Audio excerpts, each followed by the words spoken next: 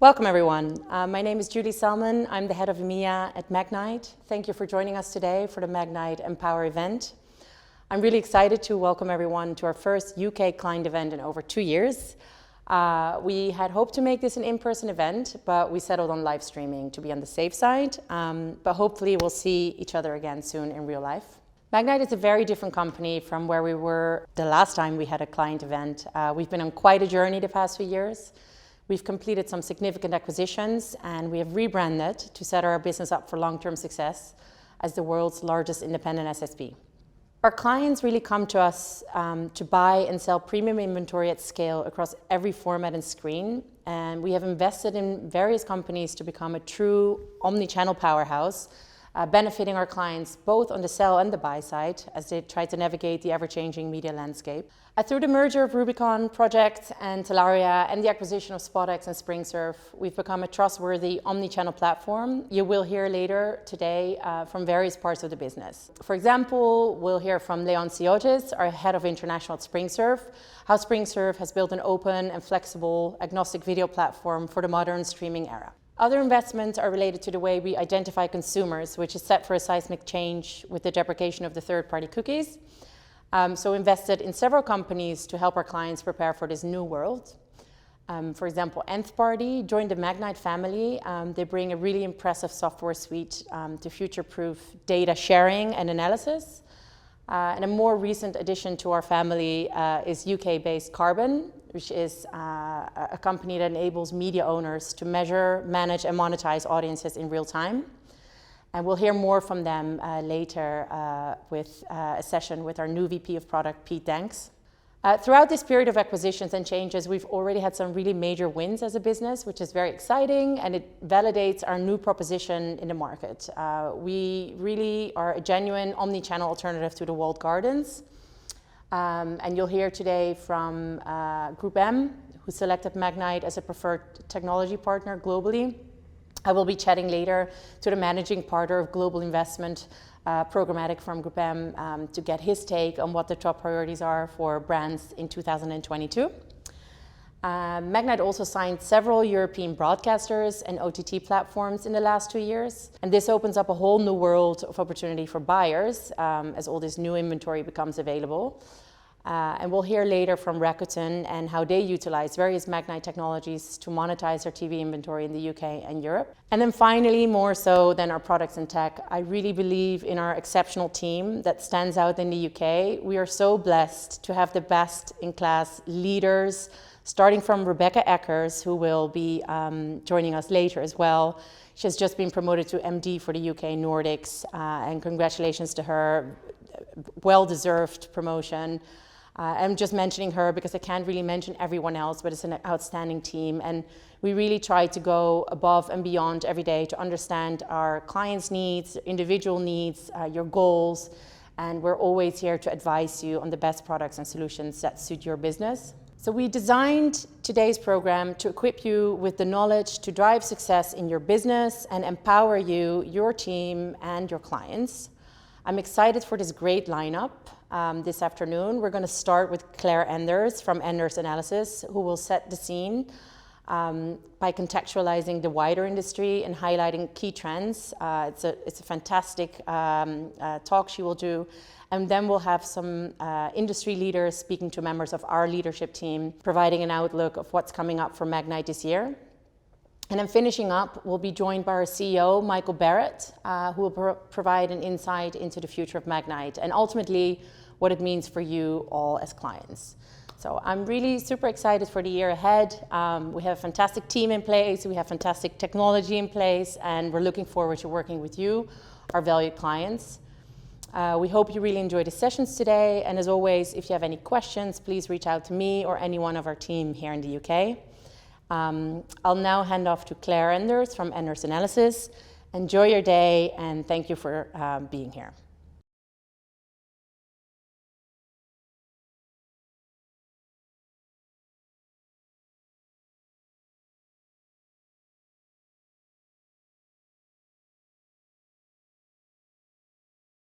Hello, my name is Claire Enders and I'm the founder of Enders Analysis. And I'm grateful to Magnite for the opportunity to present to you today the challenges and opportunities of online advertising in a connected world. And that connected world has arisen really because the pandemic has fundamentally changed the UK, and we are now in a fully digital connected paradigm. We're also seeing, as a result of this, a divergence of purpose. Essentially, what we're going to see in the future is a flight towards quality. Those brands which advertise on high quality brands, other brands, news brands, and via high quality networks prosper. In essence, the IPA research that we present is consistent.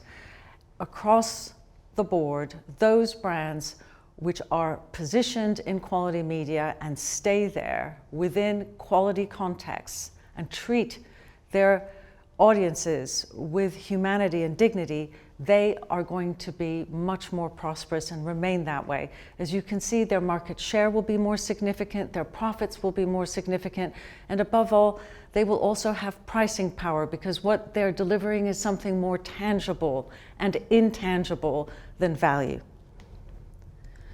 So that's also because the situation that we're in is so challenging.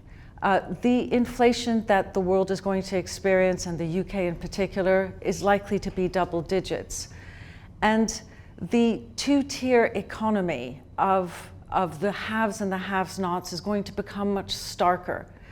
In this context, online and TV advertising are going to continue to grow ahead of consumption, at least in the near term. We've seen the impact of massive fiscal stimulus in the UK and in the US and throughout Western Europe. But we are at something of a crossroads, and one that is going to greatly assist those of us who, like me, have spent their whole lifetimes fighting for quality media. And that is that this world is one in which the data reconfiguration is going to assist traditional brand and media planning skills, such as those offered through Magnite. And for brands and media, there is going to be a much more complex story to play for, and one that is really a skill-based story, because after all, we're now no longer in a performance-driven environment alone. We're also in a brand building and performance-driven environment together. So it's a complex environment in which the technological supports offered by Magnite are essential to success. This slide shows how quickly households are going to be squeezed and are being squeezed today. So you see in the red line the absolutely critical inflation in household energy costs. We're expecting around 25% of households in the UK to face eat or heat decisions in the next winter unless there is very significant alleviation of their economic pain. But unfortunately, this is a stark story in which has been accentuated by the pandemic of those with very considerable income, whose income has risen, whose savings have risen, whose lives have been aided by the pandemic, dare I say, whose families are stronger, whose values feel much more certain, and then those in the lowest income who were disproportionately affected by furlough schemes or indeed by loss of their income completely, actors, musicians, retail. There have been many, many people who have sat the pandemic out in some kind of despair. So as you can see, the blue shaded lines indicate the highest income increases in savings and also in income, a very considerable overhang. And this means that around 50% of the population is poised and is going to spend a very, very great deal of money in the next couple of years, regardless pretty much of the world's very, very challenging geopolitical situation. During the pandemic as well, the natural evolution of the UK owes the world's leading e-commerce economy. That's been the case for over 20 years. The UK is very highly penetrated with credit cards. It's a very connected environment. It's an environment where families and individuals are innovative, take risks, spend their money on new things, And above all, they work very hard. So they have many, many entertainments as well. This is effectively where e-commerce is now going. It is essentially going to become the dominant force in the economy. And that, of course, drives all by itself a very, very significant number of changes in the way people live. But it really has aided. This is a cradle around people who work long hours and who want to have time, quality time, for their families and for their hobbies and for their interests as much as for their work and for society. So this is a great support and support structure to consumption and to efficiency in households. As I noted, during the pandemic, even more than before, the UK cemented its position as not only one of the hardest working nations, but also one of the most connected, one of the most video consuming of nations, taking advantage of all the choices that land, especially with the Disney Plus launch in 2020, which caused SVOD penetration to go up to 66% in the UK. And that's against a background where in countries, for instance, like the US, SVOD penetration has actually dipped a little bit. So we're now looking at a very complex environment at home, also aided with the penetration around 60%, very high value, high performance video gaming activity, a very significant growth in all ends of this. And of course, the experimentation in the UK around the metaverse also fits with our innovative edge. But there was also room for, in this environment, for a growth in book buying. I only note this because this is a universal trend that we've noticed elsewhere. So in the home environment, people also found time for unconnected experiences and for new stories. Again, this is something that we see also in the rise and race to quality of subscriptions among the highest quality newspapers and titles in the world. The world looks to the UK for some of the best media and the most authoritative media. And during the pandemic, that authority rose like topsy. Whether it was the newspaper subscriptions or indeed the viewership and listenership of the BBC and other public service broadcasters, we've seen a renewal of a flight to quality across the board in the type of media that people want to consume, and particularly that top 50% of the population is very invested in the quality of their choices and are prepared to pay for them as never before. As a result, of course, I'm happy to be able to tell you that those great titles that had struggled for 10 years, many of them, some for 20, have actually enjoyed their best profits that they had ever had. And that will also be true this year. And that has also been true, I have to say, of broadcasters in the UK. They've also had their best year, and they will also have another very, very powerful year. But across the world, the trend is very, very clear. The connected world, connected by TV sets that are very, very high functionality, that world is going to become the common standard. It is growing faster in the US and in the UK than in some other countries, for instance, France or Germany.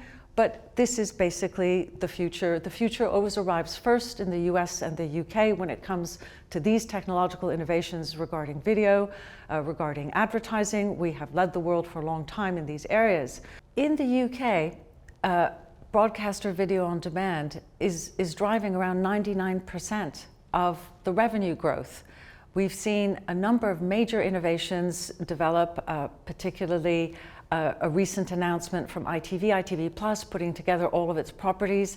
But we've seen an enormous amount of development in the UK since Channel 4 launched its hub in around 10 years ago, and driven also by the BBC's leading role in developing the iPlayer. So the UK is also at the forefront of leadership in terms of growth, in investment by broadcasters in meeting the challenges of non-linear and of the connected age.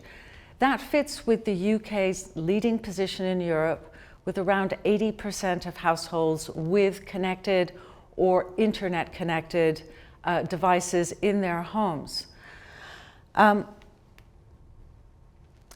this is also part of an extraordinarily rich landscape. When online advertising was launched over 20 years ago, it was really positioned as a replacement for offline direct mail and classifieds, response-driven advertising, which was actually, dare I say it, looked down on by marketers who wanted to win extraordinary awards for their creative work. And I don't blame them.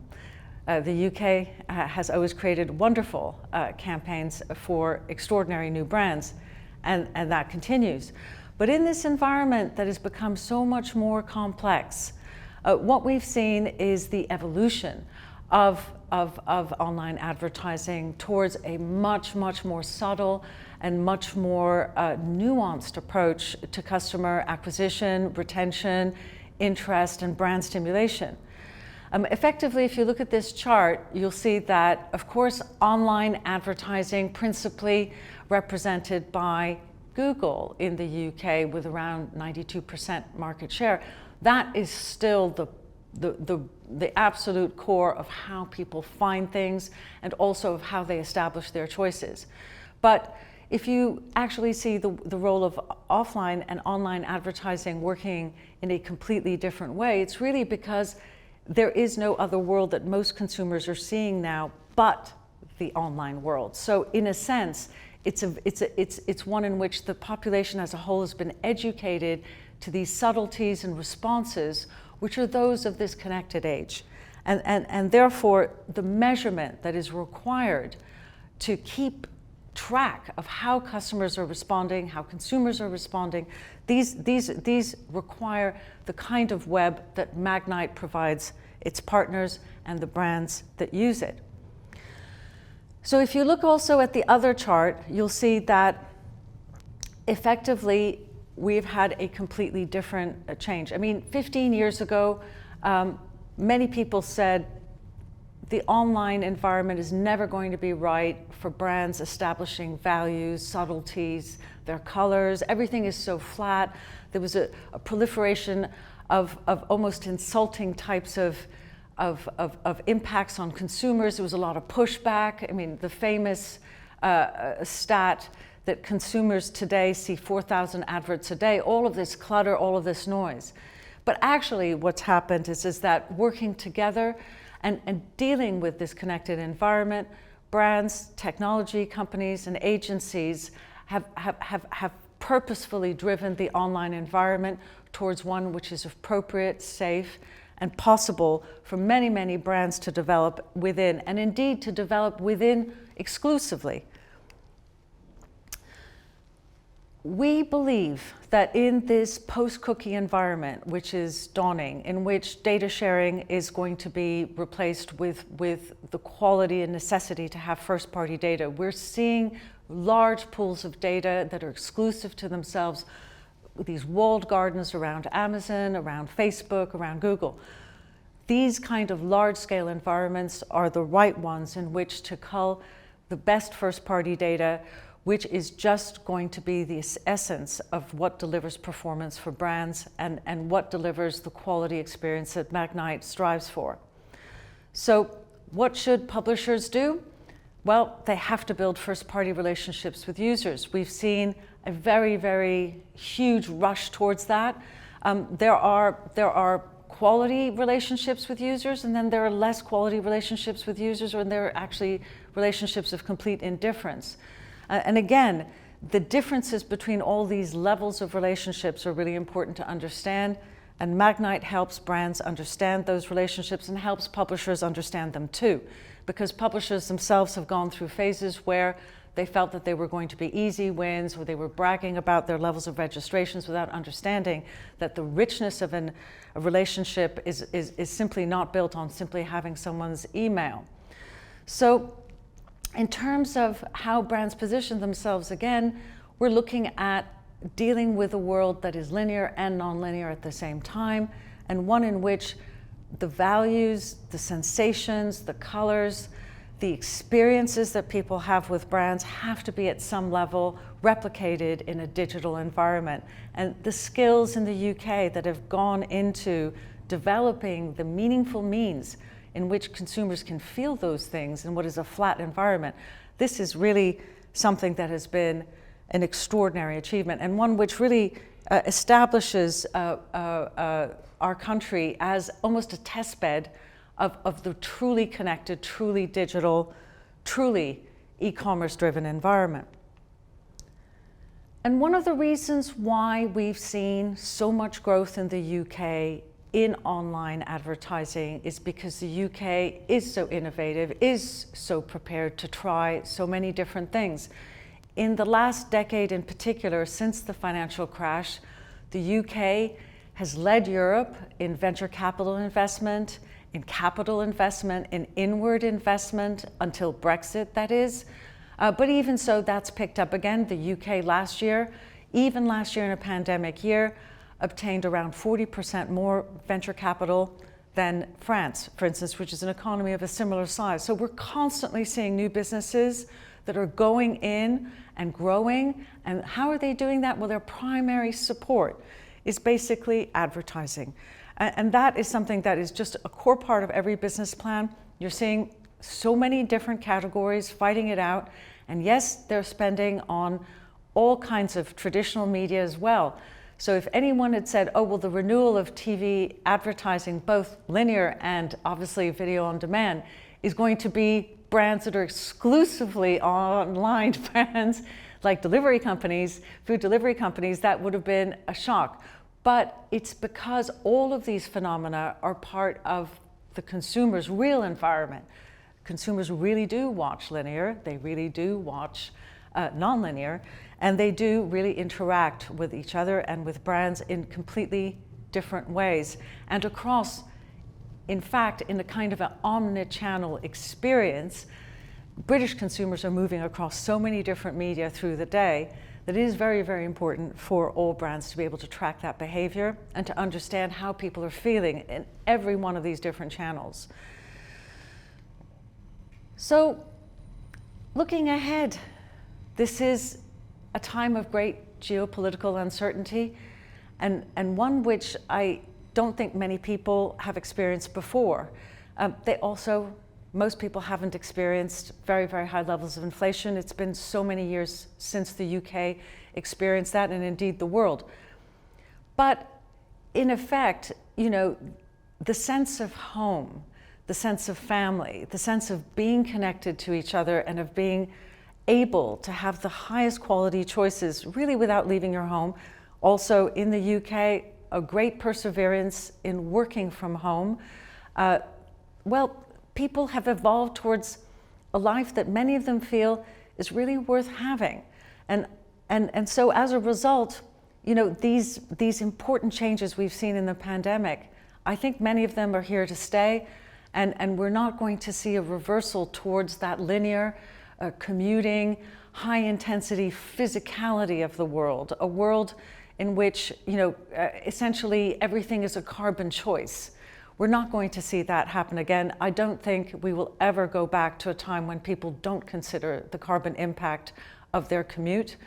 And employers, of course, are also all in our sector moving towards a carbon neutral target of 2030. And the advertising sector has to lead because we create the values that people end up by aspiring to. We are a progressive and extraordinary group of people. And of course, I am all for a flight to quality, both a flight to quality media. I have spent 20 years fighting for online safety for children, and I'm very glad that actually one of the great differentiators of both linear public service broadcasters and indeed the world's leading broadcasters, many of whom are Magnite partners, is that they're so careful with how they present people and how they're so careful about how they present issues. And that's incredibly important because what Magnite is trying to do effectively is to provide the highest quality choices to everyone that it serves, whether those are its publishers, agencies, brands, and so on. And that is a world we all have to aspire to. Thank you very much.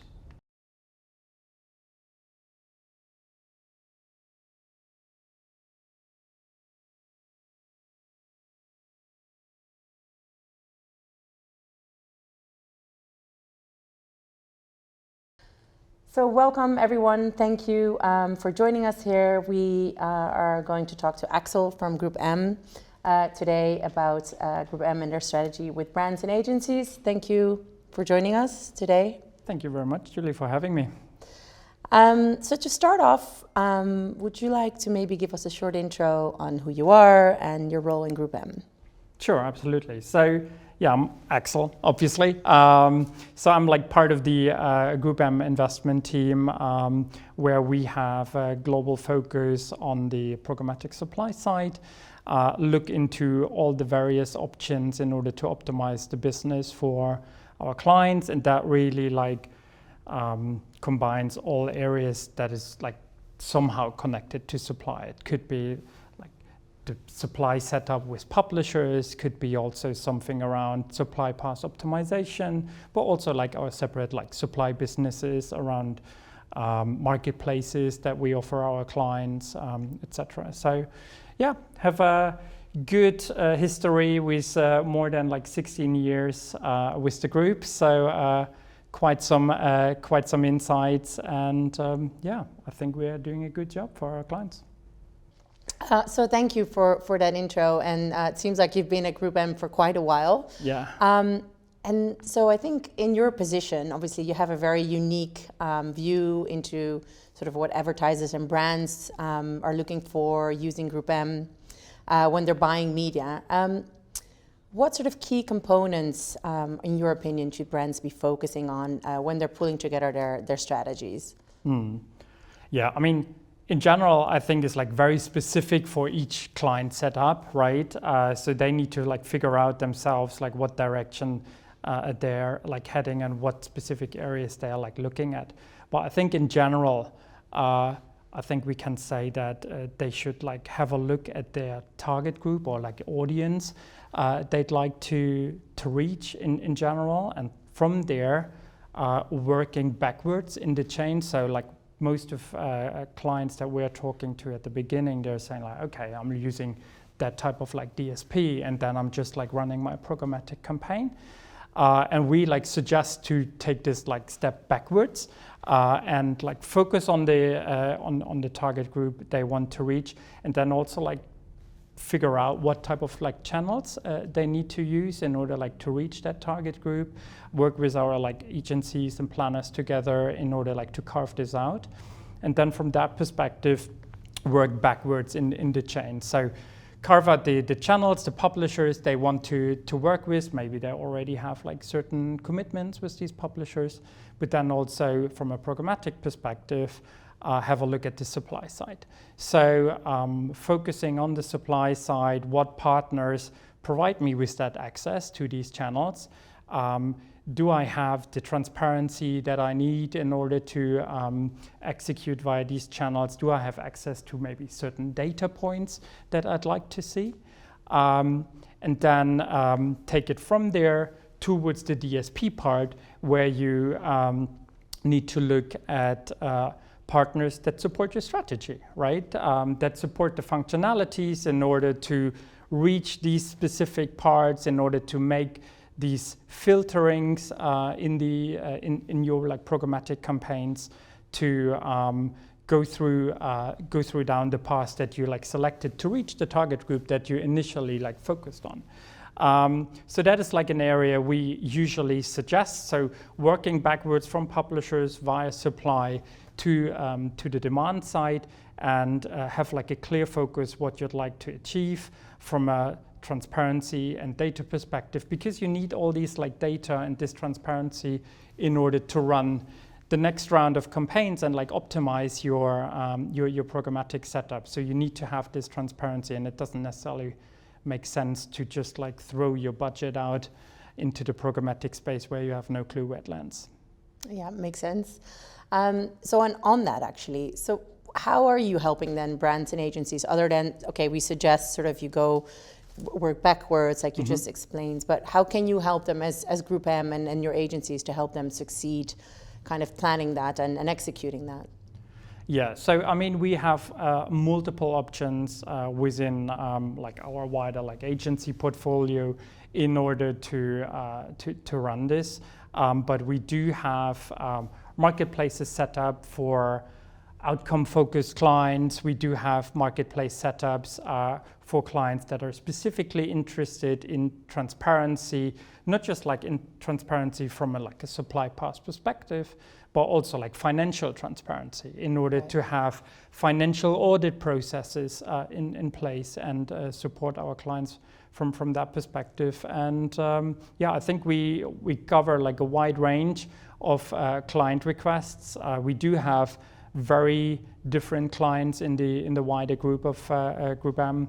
So I think from that perspective, we have a good offering, yeah. So obviously data and audience have become really important over the last years. How are brands sort of building data into their strategies now and going forward in the next few years? And what are the real challenges there, you think? Yeah, data is a big topic. That's for sure. I mean, we do have we realized that quite some time ago, obviously, and we do have separate teams within Group M that are supporting our clients on their data strategy. But I think what we've seen specifically on the client side over the last few years is that they realized what type of data they have and how valuable it is for them, which then brings them immediately to the next step to like structure these type of data, because before it was maybe like in separate like parts of their business and separate platforms in different like data formats. So they are now like focusing more and more in order to structure their data in order to like make it actionable, use it for their setup. But I mean, in general, if you think about the cookieless environment, for example, which is definitely on the horizon, it would be, I think, a false statement to say that this is just like coming and clients are just like prepared for this, because we have seen, the deprecation of the third-party cookies already since a while in the various browsers.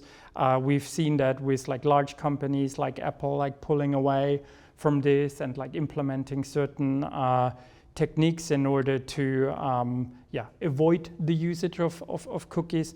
So if a brand right now is only focusing on cookies, that basically means they're just like focusing on a tiny bit of business, right? They are only like focusing on clients that are using, I don't know, Chrome browsers, for example, or a Google phone or whatever, but they're like pushing away the entire like non-cookie world, which is, I guess, not the most clever way of working. So that's the reason why we see like this integration more and more with clients where they use their data and bring this together.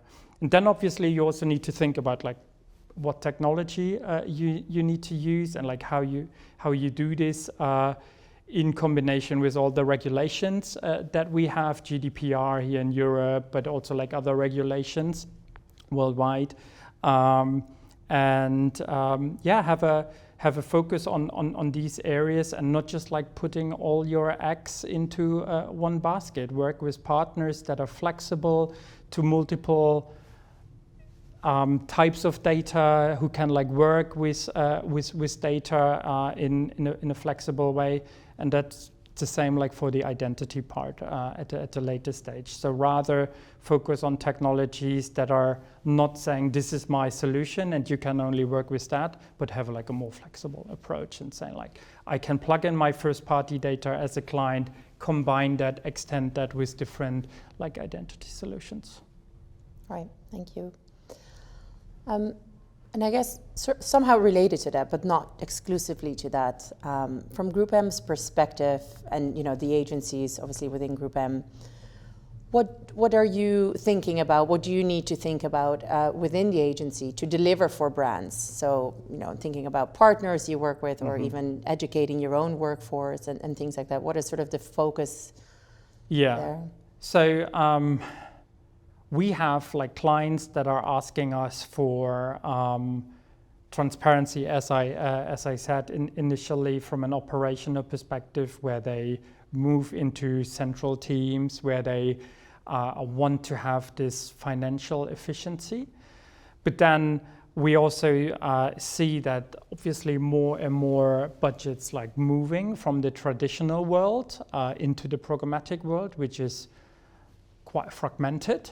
So we as an agency, we actually need to focus on to like bring back this transparency our clients used to have in the traditional world, and provide solutions and setups for our clients that make this execution in a transparent world more flexible for our clients, but also not too complex, right? Because if it doesn't make sense to reach a certain impression via multiple technology vendors, right? It makes sense to have a certain set of partners that you'd like to work with, stay close to these partners, work with them, have maybe special agreements that help you with specific features, etc., and provide you with that instead of working with like 50, hundreds of different partners, which is not very efficient from our perspective.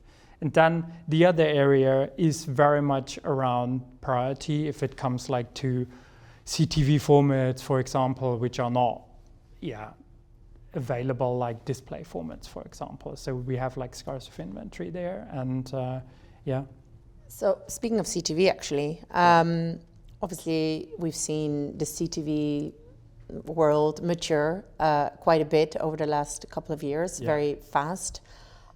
What do you think are still major challenges? You've mentioned, sort of the old world going into programmatic, so linear, for example.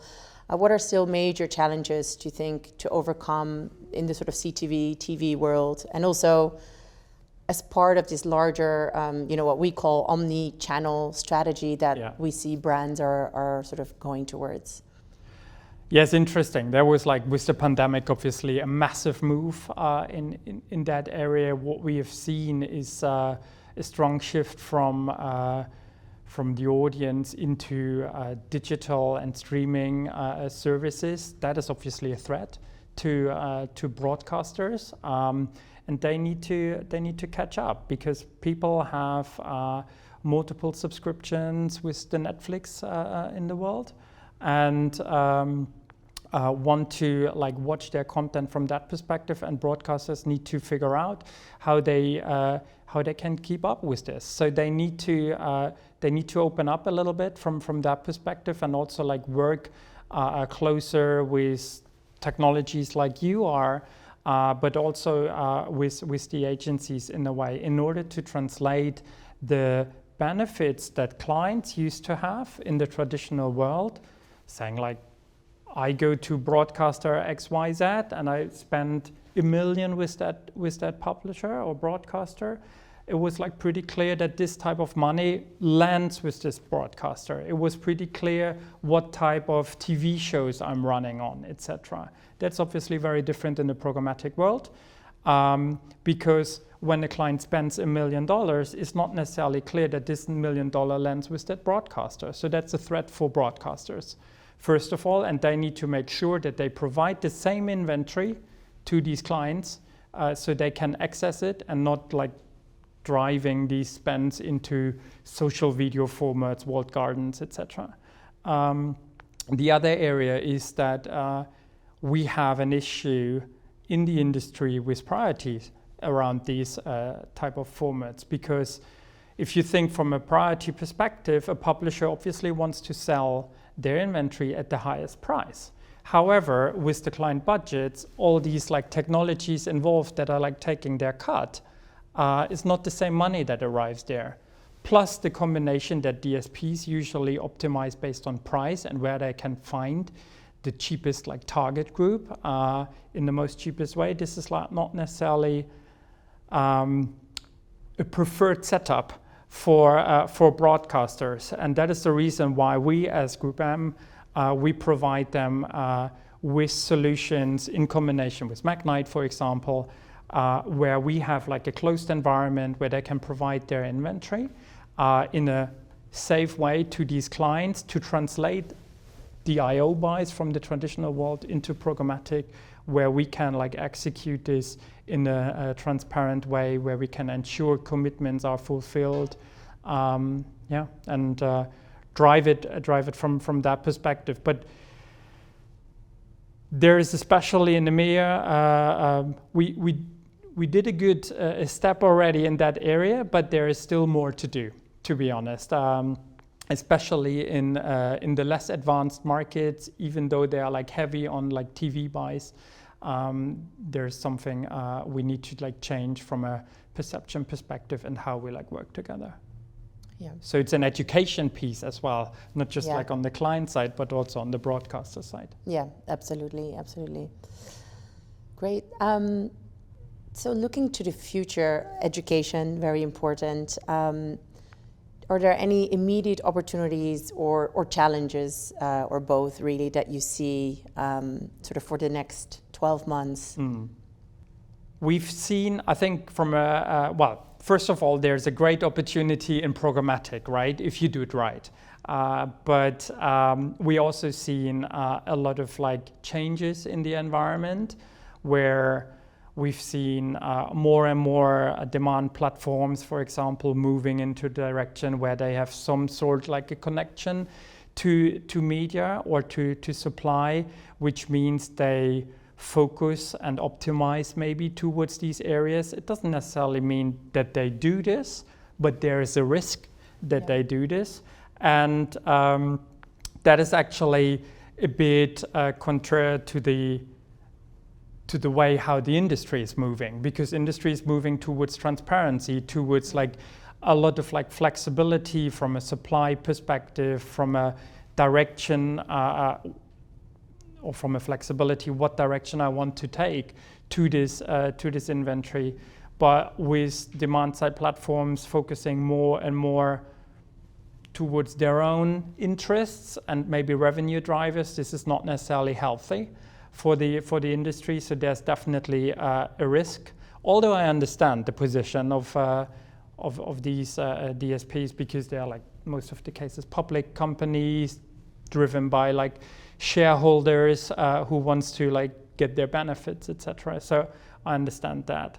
But that is definitely a challenge for the next couple months, I would say, to keep an eye on and make sure it goes in the right direction. We work a lot with like industry bodies, but also with these DSP partners, in order to have an open solution for our clients instead of like a closed environment. So yeah, from a CTV perspective, it's a huge opportunity for the entire industry. It's maybe also like longer than just like a couple months. It's like we see it for the next 2-3 years, where we will work with our clients in order to move in that area. We have a lot of like budget still sitting like in the traditional world, and that will move over into the programmatic area. And I think that's a great opportunity as well, and will open up a lot of options from like a format perspective, from a data perspective as well, and also like how we are like buying these type of formats in the future. So I'm very much looking forward to that.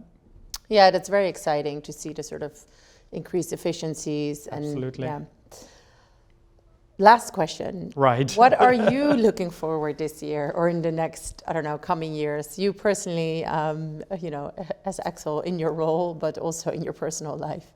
Yeah, I would love to have this same event in person, to be honest, and just we are like speaking to cameras, obviously, and have this in a streaming environment. But it would be nice to like have this personal element again, to meet with people from the industry and have like a bit more like a interaction from that perspective. And since things are like opening up from a pandemic perspective, I definitely look forward to that. And then also like a little bit of like traveling, so it becomes like easier to travel again. And there are definitely a couple areas that I'd like to explore from a traveling perspective. And looking forward to this. Yeah, no, I mean, hopefully it's around the corner. We're here together in one room, Yeah. which is already better than the Zoom meetings we've been doing over Yeah. the last year. So, yeah, hopefully in a couple of months we can have another event all together. So, thank you very much for coming today. It's been really insightful, really great to have you here, and thanks for everyone. And see you next time. Cheers. Thank you very much.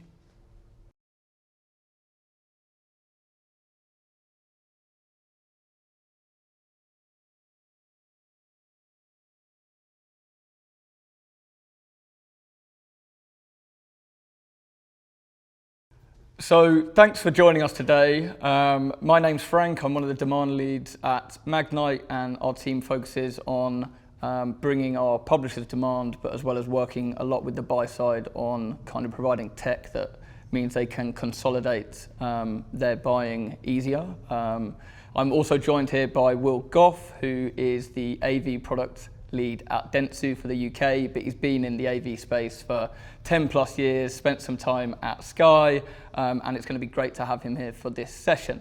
So we'll kick things off. I'll go straight into things. So great to have you here, Will, first of all. Good.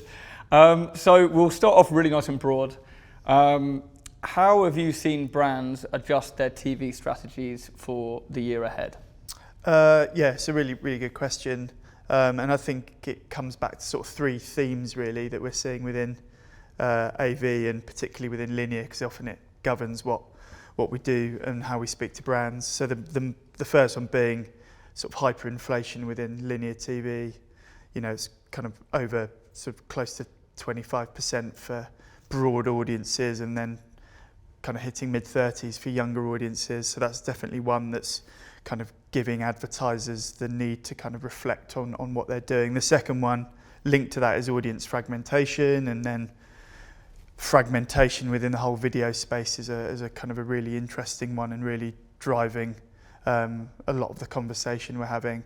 And then the third one kind of linked to all of that is how online data is kind of powering what we do within offline, and kind of a combination of those has, you know, meant that we have to start talking to brands in a slightly different way when we start sort of starting to build AV plans up.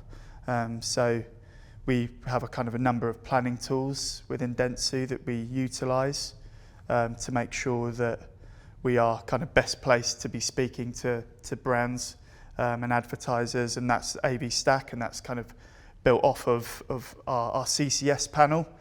Which makes it kind of a unique, it's sort of a unique place within the market, and then we can bring in other kind of calibration data points from linear partners, but also been working with Magnite yourselves at bringing in what that looks like within the CTV space, and it's been really been powerful at being able to kind of give a view on where we can optimize video budgets across a kind of a broad spectrum within that AV space.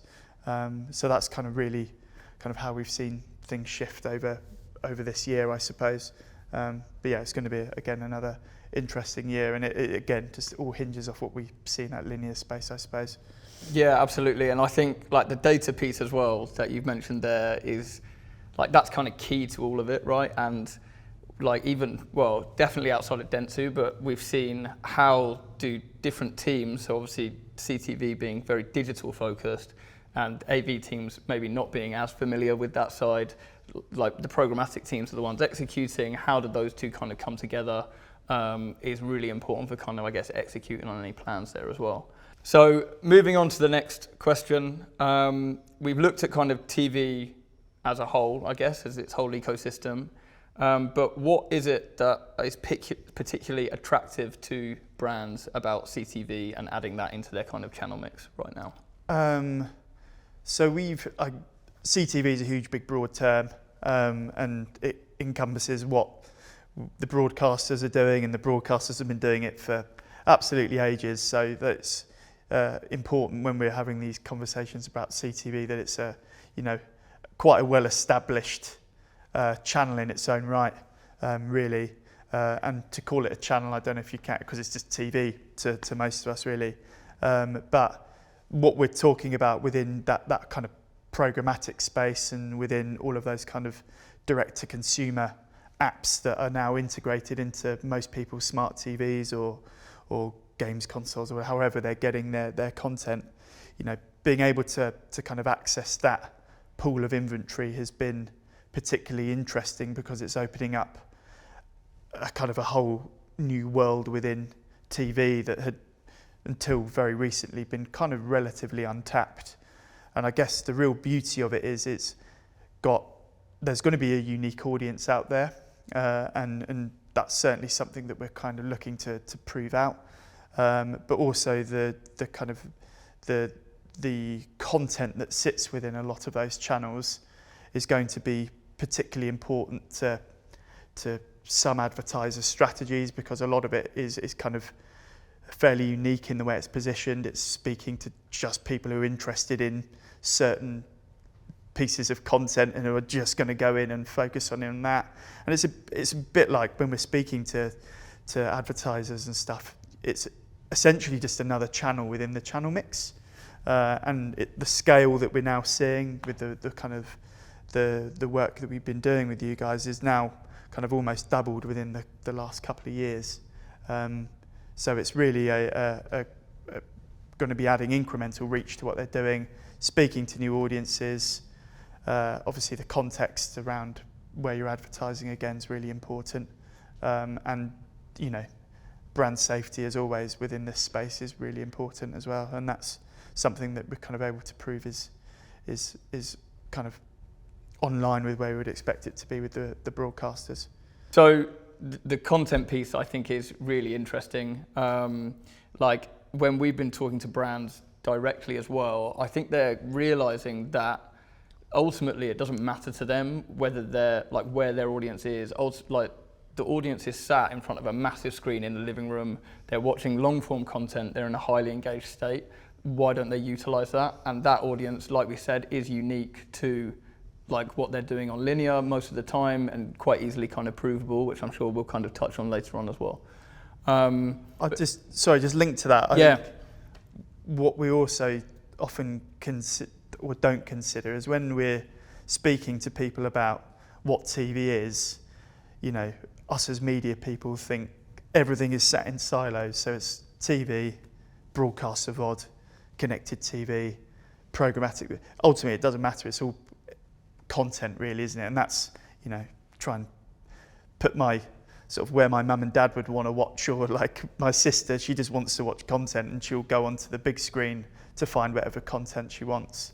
And, you know, if that is a repeat of whatever it might be on a kind of on the Pluto app on your TV, if it's, you know, what she wants to watch, then that's what she kind of wants to watch. There's kind of often a bit of a stigma attached to some of the stuff that you can get within this space, but ultimately it's content that people want to watch, and it also makes up a lot of what's on a linear schedule as well.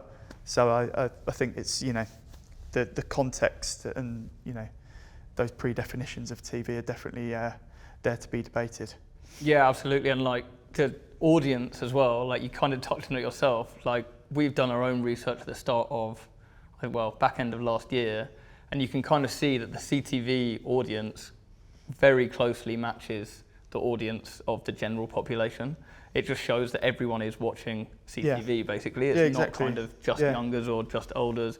We know that TV sometimes can skew quite heavily towards an older audience as well, but like ultimately it's using those together in order to have it's super easy plan to get around your connected TV now. It's just like you can migrate from online to offline into apps, into kind of, you know, loads of different video portals just by using your remote. That was never normally possible. So that's going to be a huge, you know, battlefield in kind of in years to come, I reckon, just around how you migrate that kind of interface within TV.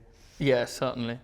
Okay, great. So moving on to the next one, I think we've kind of touched on it maybe in terms of how are you actually seeing brands tie CTV into their linear approach, and maybe as like a follow-up to that as well, like can you share any actual real life successes that you've seen or witnessed as well? Yeah, sure. So I mean, it comes back to I guess the objectives of brands and what they're trying to achieve. But generally, we hinge most of the things we're doing off of Dentsu within the AV space, coming from our AV stack planning tool.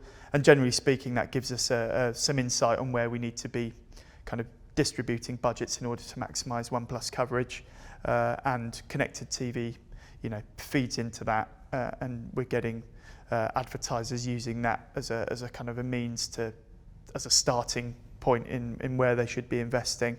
In terms of successes we're seeing, Santander I think is a particularly good example of one of the first advertisers we had kind of work with us within this space, and we ran some measurement with a company called BeatGrid, and the measurement was attached to a fairly big broad TV and broadcast VOD campaign, running decent weights, so you would imagine reaching lots and lots of people. And we had a kind of a CTV, sort of direct consumer CTV campaign sat alongside that we had measurement alongside, and we saw that the CTV campaign was reaching unique audiences, which was a incredibly sort of powerful proof point to illustrate the points that we were talking about earlier, that there are unique audiences that sit within this space that that we can't ignore. And I think the other point is it's a given from where I'm sat as a used to be an AV planner, a lot of the CPMs that we deal with within broadcaster VOD and particularly against younger audiences within linear TV have got sort of fairly high. But when you kind of compare them back to what you can get within the CTV space against the kind of programmatic offering, it makes it kind of slightly more compelling as well as an additional channel to help support what you're doing.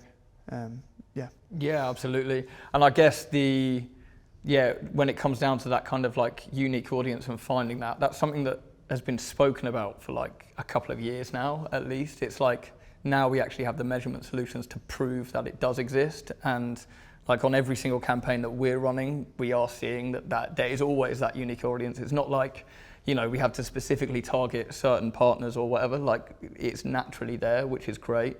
And I guess just more reason why brands should include CTV, right, in their mix. Okay, great, that's really good. So if we're moving on, so if we're thinking about from like a media owner's perspective, is there anything that they should be considering at this point that can kind of make the ecosystem, I guess, better for a buyer and more appealing for a buyer than it is already? Yeah, so I think the holy grail that we always come back to is one, access point into the market. As a buyer, you can come in and you can buy a unified audience against all of the different, publishers that are out there. But due to the walled gardens that exist, which, are existing for the right reasons, because if we take it back to the broadcasters, they've got the premium content, and they've got audience, logged in audience data, which is the combination of those is just, incredibly powerful. So, that is going to be the reason why that's probably going to stay where it is for quite a while.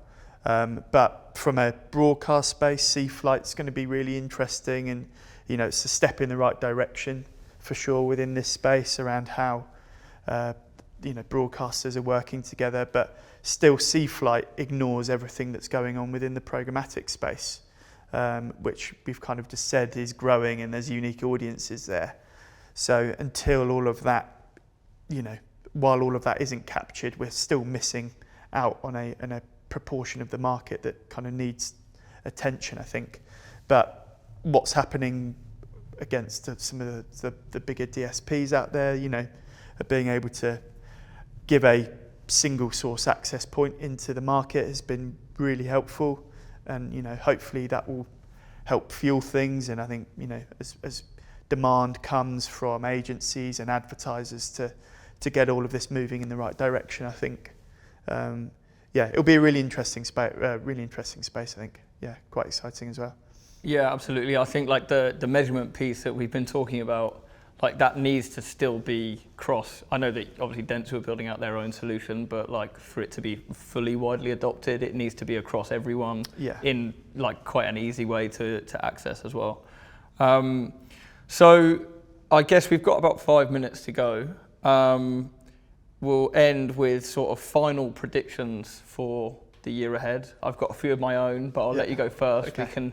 We can have a bet on which ones come in, maybe. So I think for me, there's going to be definite the point around collaboration is going to be a big one. You're already seeing it within that C-Flight space, but ITV obviously delivering content out on Samsung platforms now. I'd expect that to continue to grow. I think the evolution into kind of ad-light models is going to be a really interesting one. Discovery of kind of just being able to launch all of that, and that will be interesting to see. You know, everyone's hypothesizing about Netflix and such like, but I know Disney Plus are moving there as well, so that'll be loads of interesting stuff there. We're just testing stuff within the kind of QR code space within CTV, and what does that look like for brands. So we've been trialling it with a couple of advertisers over at Dentsu, and we've seen some really encouraging initial results. You know, a brand that we've been working with has actually sold a product via a QR code coming from their connected TV, which doesn't sound much when we kind of speak to each other like this, but you know, in terms of where we've come from, you're just relying on a click-through or whatever. It's a big jump, and you know, it might just be a one-off, but it's interesting to trial and see how it goes. So there are a few from me. Yeah, absolutely. So you've stolen a few of mine already, which is great. But the SVOD to like AVOD thing, I know Disney Plus, like at the end of the year as well, have said they're going to have like a hybrid model. So half subscription and then supplemented by advertising, basically. I think that's going to be live in the US by the end of the year. I think like measurement we've spoken about, I think that's going to be like a big part of it, like that being broadly kind of adopted across the market. And I think it needs to happen for buyers to start kind of buying in as much as they should be.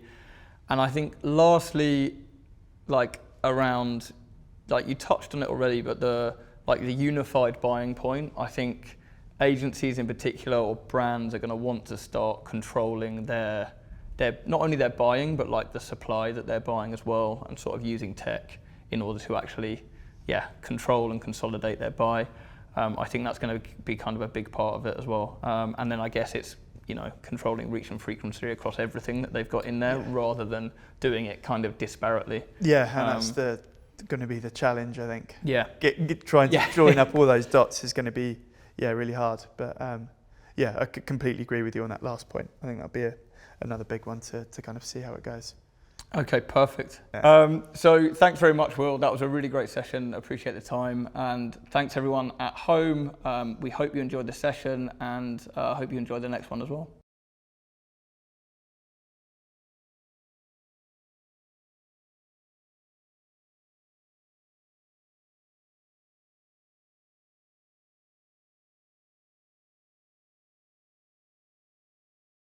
Hello everyone, thanks for joining. I'm Helen Keelan and I lead the demand team at Magnite. So that's for UK and Nordics, working with our agencies and brands.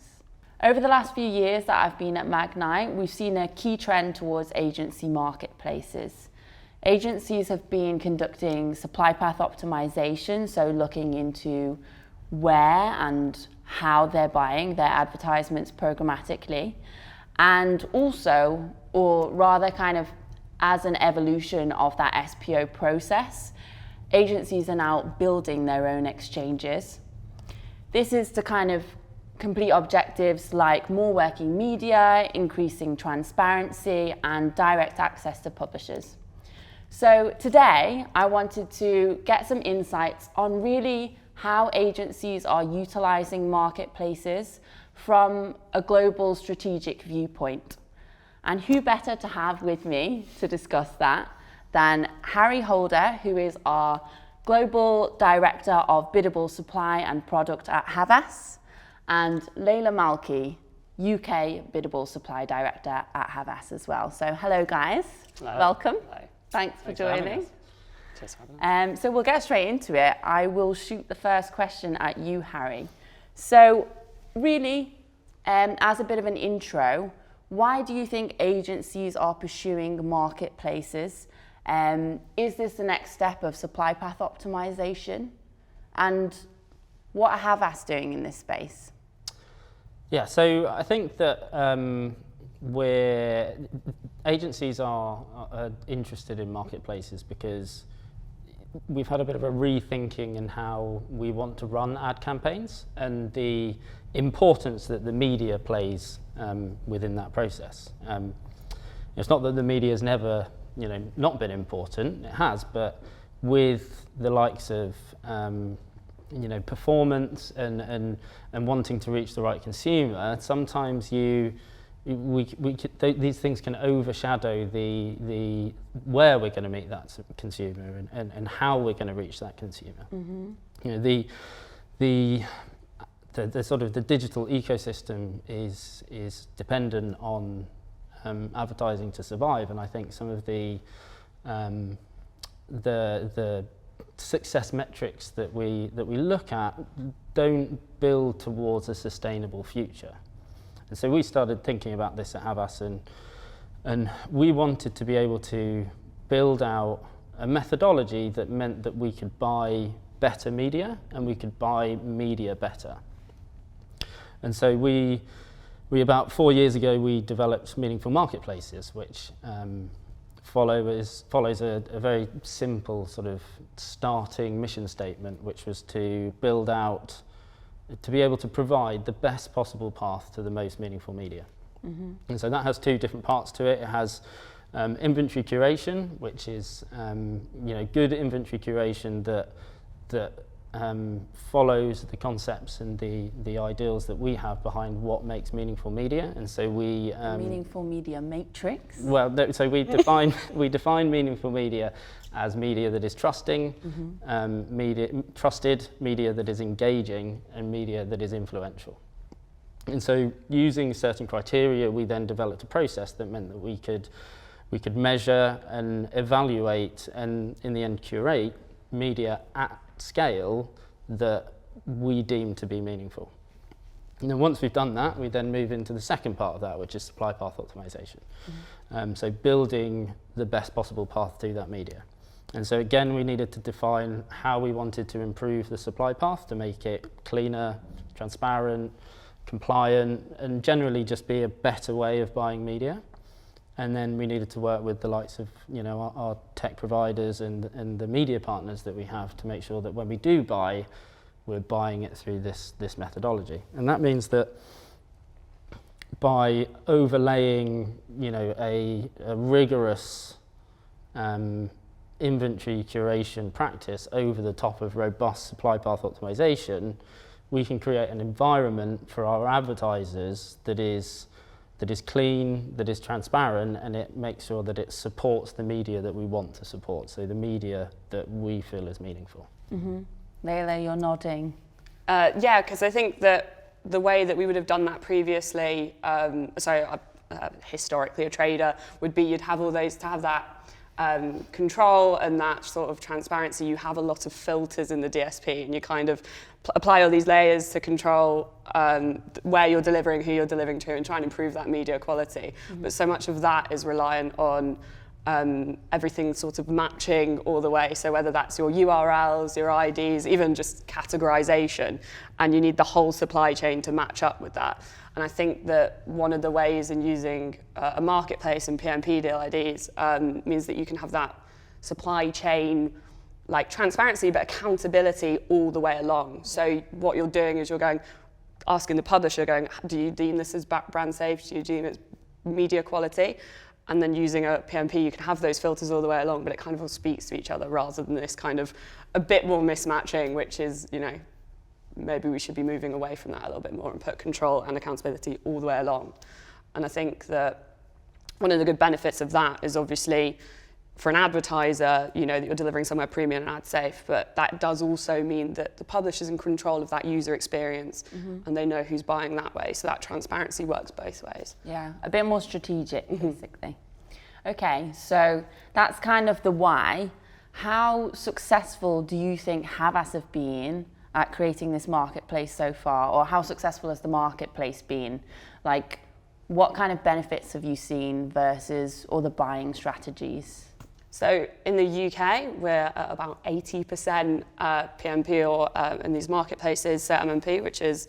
Oh, wow. Yeah, which is... Because sometimes, like, you'll set up a marketplace, you'll onboard all the publishers in there, and then it doesn't really get used. Yeah. Getting adoption in the agency can be very difficult. A lot of that is from us kind of going through that education point and saying, this is why this is the better way to buy, and that's absolutely the way to do it. So yeah, we're about 80%, but I'm a bit of a perfectionist, so I'm trying to figure out what that 20% and why that 20% isn't there, and kind of, I think we're kind of working on developing that to solve that problem. And so the next 20% I think is about having that future-proof, scalable, so that future-proof meaning cookieless, scalable audiences.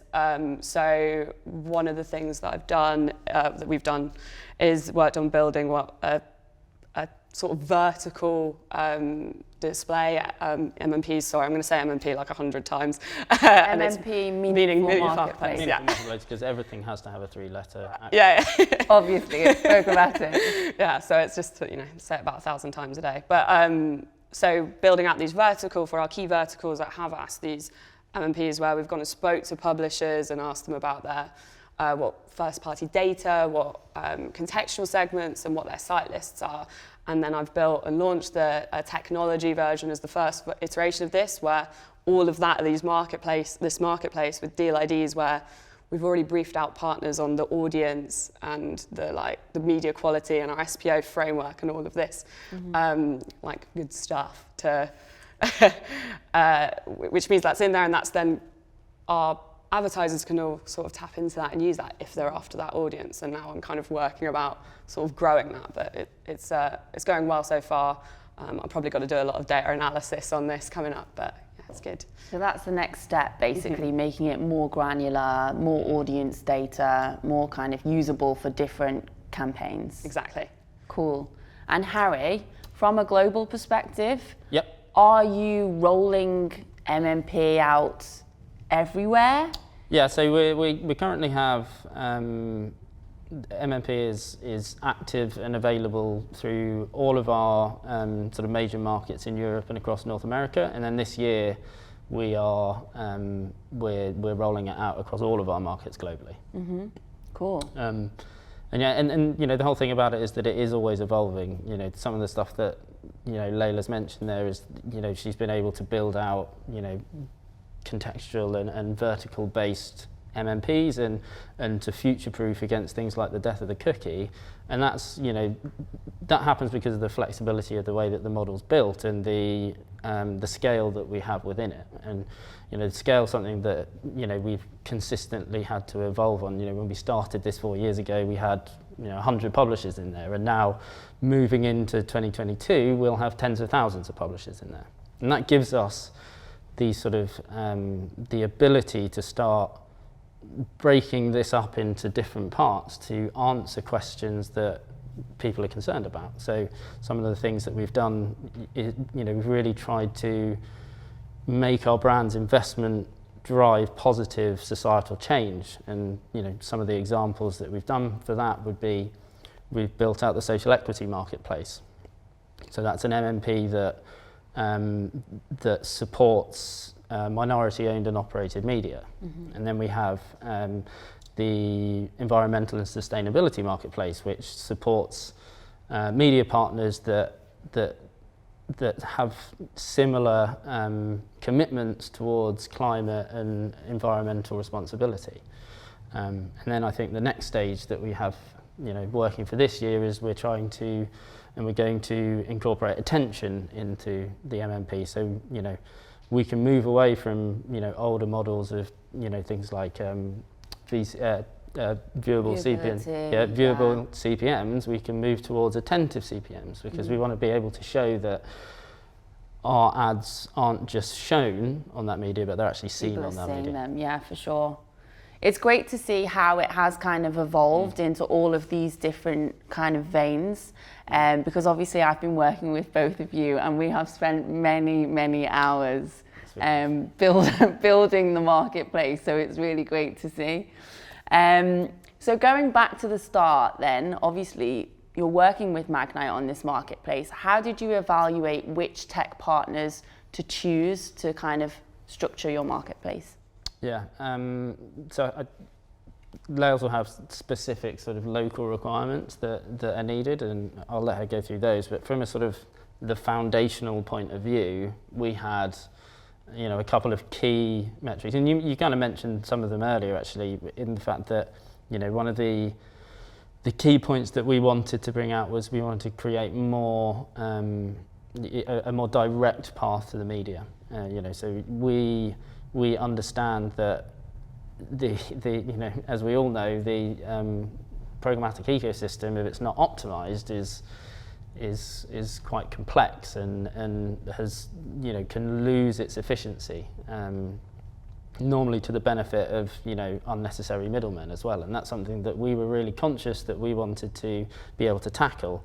We also knew that we wanted to be able to build better relationships between our brands and the publishers, because we have the Meaningful Brands study, which is a study that Havas has been doing for, I think it's into its 14th year now. And we know from that meaningful media builds meaningful brands. And so that's something that we were really keen to incorporate into what we were doing. Mm-hmm. We also, you know, wanted to make sure that we were, you know, 100% transparent in everything that we do, because we know how important that is. Transparency has always been important, and this was something that we wanted to make sure that we were able to prove to our brands and show our brands exactly where their investment was going.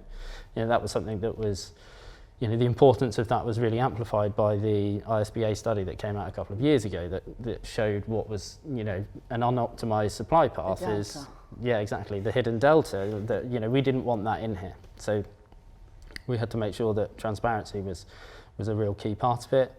Similar to the first two things, we also wanted to make sure that we were increasing the working media within it, because again, the ISBA study showed us that, you know, 51%, I think it is, of ad revenue reaches the publisher. And that's just not good enough. That's not a sustainable model. We wanted to be able to make this a more sustainable way of buying media. And so that was a really key part of what we were trying to do, was to, you know, reduce the fees within the system and make sure that we can support the people that are creating the content better. Mm-hmm. And then I think lastly, I think you'll probably talk a lot about this, because, you know, support was a really important part of it. You know, we had to have great support from the techs, because what we were doing was new. It was a new way of buying, it was a new way of thinking, and the products that we were using were new, and that meant that we needed support from the techs to be able to help us make what we were trying to make and do, you know, align on the development work that needed to happen. Mm-hmm. Yeah, I was going to say, in addition to that, that's the I guess that's the kind of tech side, but then as a kind of partner or an SSP, you kind of need a lot of scale, a lot of publishers, premium publishers that, you know, you need to be able to have that scale to sell something in programmatic, because the open marketplace is so scalable that if you're going to say we're going to build a premium marketplace, you need partners that have that. And for us, it's a UK and an international level, even though that's at the local activation level. And I guess some of the other things are like from that more like partnership level of being able to go and approach publishers and maybe even say, would you like to onboard, and that kind of shared thing that we obviously did. And the other side, and I kind of spoke about it a little bit earlier, which is about that integrating contextual first-party IDs, is partners that, like, even if that's not set up and ready, can like help us develop our marketplace by going, there's probably a channel you want to add there if you want to make it more scalable, and things like that, or that we can go and say, actually, we really want this publisher to be able to upload this contextual data in there to build a marketplace. And I think having that kind of a partner that's like collaborating, that we can go and do that and kind of keep progressing it, keep it moving with the industry, so that it's not just built and then that if I see that 80% drop down, then we kind of aren't keeping up with the industry, right? Yeah, for sure. Okay, cool. And then in terms of like the process of building this marketplace, then can you talk me through it? Because it's been a long road. So yeah, it'd be good to hear kind of how you went about that. Do you want to take that beginning bit, or? Yeah, the beginning bit was, so there's obviously the technical setup, and the technical setup was something that, was implemented locally, and Layla unfortunately had to do a lot of that. But we had the sort of the building of the product itself, and we tried to take that and do that at a global level with a level of flexibility that meant that we can give it to local teams and they can kind of run with it themselves and turn it into something that's really useful for their market. But a lot of that sort of, the vetting of the inventory and the creation of the criteria and the requirements that we needed and the processes that needed to be done, we tried to take that and do that at a global level. But there was also alongside that, there was a lot of education that had to happen, right? Because we're creating a new way of buying media essentially, and that, we need to educate how that, like why we're doing that. And we need to do that both internally and externally. So internally, we had to get, everyone from the trader that's actually going to be activating it all the way up to the, the very top level within the organization. They had to be on board with what we were trying to do and really have to, buy into the process, and then, the publishers as well. I mean, we're asking them to do something completely different perhaps from what they're normally doing, so we need them to buy in as well. Yeah, so I think we had to kind of, internally, I even did a training last week, which is about like auction dynamics to explain what we've done within that kind of working media. And so we had to go back to like, this is what's happening behind the scenes and kind of educate people, but internally, and then talk to publishers and say, this is a benefit of working in this way. So we have the framework, and it's actually just saying, when we're going to talk to a partner, saying, this is how we want to set it up. These are our explicit rules. This is our requirements of SPO and media quality. So can we use this framework? And it can either be that it's a framework, so it's how we brief our partners in the future, or it can physically be creating something like a targetable marketplace where we've kind of approached, either I have or we've used partners to, and then create these sort of deal IDs and lots of PMP deals all together to create this marketplace that's scalable. And then that's something that our team can just use and they're kind of ready to go. Or it's that they adopt that kind of methodology, but this is how we're implementing it locally. So we have our kind of locally vetted sites, and where we've decided who our like most meaningful partners are, and also know their capabilities really well. And it's a lot of like, I've had a lot of templates that a lot of people have had to fill out for me, to be honest, which is... But once the work's done, it's there, and it's ready it saves to use. So much it's a great time. Product. Cool, well, I think we've only got a couple of minutes left. So to end on like a nice note, how has your marketplace played into conversations with clients? And what kind of successes have you seen for those clients through Meaningful Marketplace? Yeah, with the conversations, it's a significant part of what we talk about now, because it's the key activation piece of how we buy programmatic media, and so it has to be at it. We have our clients are constantly looking into the supply chain because they want more transparency and they want more efficiency from it, and Meaningful Marketplaces gives us that flexibility, that flexibility and that structure to be able to answer those questions, both present expectations that they have and also future expectations that they have, because it has that digital sustainability built into it. Yeah, I was going to say, like, we are having questions from clients on like supply chain transparency and wastage, which for me is really exciting, because then it means that I get to go and talk and talk about all this work that we've done, but also that we're like we're prepared for it and we're trying to make the whole ecosystem better. So it's quite a nice opportunity to talk about a lot of the work we've done on brand safety and our SPO. So and I guess it's a good time to educate them on the fact that we've been used to in programmatic a lot of DSP algorithms, and actually using SPO means that you can improve performance, and whether that's your conversions or your attention, whatever that they're saying, by going, actually, we're going to use the algorithms in the DSP, which are brilliant, and then we're going to do as much as we can on the supply side so that you can basically remove fraudulent inventory before it even gets to that point, or we can reduce the tech tax so we're more competitive without increasing your bids on a DSP algorithm. And I think the two of them working together is showing an improvement in performance, and clients are interested in it, and I'm hoping that we test more and more and more and build out those marketplaces that are a bit more custom to a client, whether it's attention metrics or whatever their KPIs are. And I think that, you know, one thing sort of in general that our clients have seen because of this is their media buying being done in a more sustainable way, and that, you know, this is an approach that we feel that, you know, the whole industry should adopt just as a standard, because, you know, it's a better way of buying media. It's the right way of buying media, and so we feel that it should be rolled out. And we consistently have clients coming to us asking, you know, how can they make their ad revenue their ad investment go further, and you know, Meaningful Marketplaces gives them that opportunity. You know, by buying through Meaningful Marketplaces, it means that our brands are playing a sort of an active hand in supporting high quality content, in increasing and improving the media experience, and actually just improving the advertising ecosystem as a whole, which we think is something that, you know, everyone in our industry should have as their goals. For sure, yeah. As Layla said, all that good stuff. All that good stuff. Yeah. Great. Thank you both for sharing your experiences about marketplaces. And thanks everyone else for joining us as well. I hope you enjoyed the session.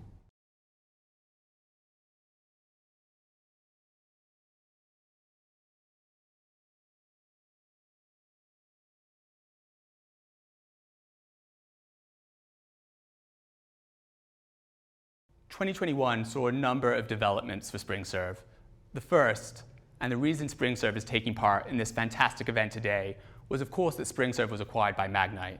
For those of you in the room who aren't familiar with my career history, which I genuinely hope is pretty much everybody, I actually worked at the Rubicon project in its early days. At the time, Rubicon's tagline was "Power to the Publisher." And although both Rubicon and that tagline have since gone, the ethos lives on in Magnite, which is what makes it such a natural fit for SpringServe. The goal of SpringServe has been and continues to be to build an open, flexible, and partner-agnostic video platform designed for the needs of streaming services. And it's great that Magnite has continued to support an independent SpringServe as part of its organization. The second major development, and the reason that I'm personally standing here today, was that SpringServe has formally launched internationally. Although I would love to attribute all of our international success to myself, the truth is, SpringServe already had a number of global clients, as well as a customer success team outside of the US. However, with the growth and innovation that we were seeing in the TV space internationally, we felt it was important to firmly plant our flag and show our commitment, not just to our existing customers, but also new partners, and make clear that we really are a truly global company. In the last 6 months, we've made a number of key international hires, with many more to come, to ensure we're able to support our customers no matter what time zone they're based in. With 2021 behind us, the big question is, what does 2022 have in store for CTV and of course SpringServe? Whenever I get asked this question, the first thing I do is refer to our product roadmap, as ultimately the best way to judge where we see the industry moving is to look at where we're making our technology investments.